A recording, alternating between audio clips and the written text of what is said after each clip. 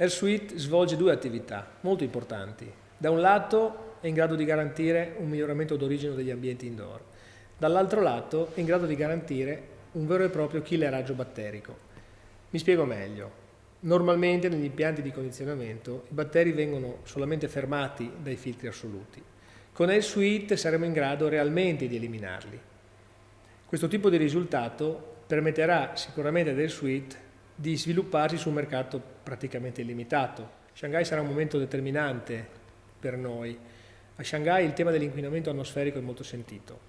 Lo slogan dell'Expo 2010, Better City, Better Life, si sposa perfettamente con la mission di AirSuite.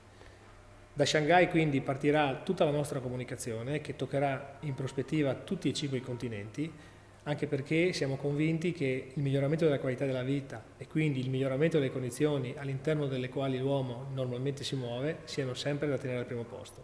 Per chi come noi ci tiene alla bandiera, in questo caso alla bandiera italiana, essere stati scelti dal Ministero degli Esteri come fornitore ufficiale dell'Expo di Shanghai è una grande gratificazione.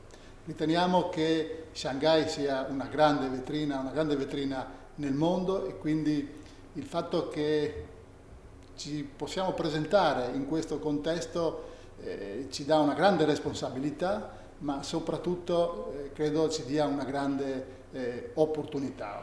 Shanghai è una vetrina sul mondo con un prodotto innovativo, con un prodotto che riteniamo possa fare la differenza nella qualità dell'aria. Sappiamo tutti che le tematiche ambientali sono un argomento che ci toccano nel profondo, non solo in Italia, non solo in Europa, ma credo in tutto il mondo e oggi particolarmente in Cina.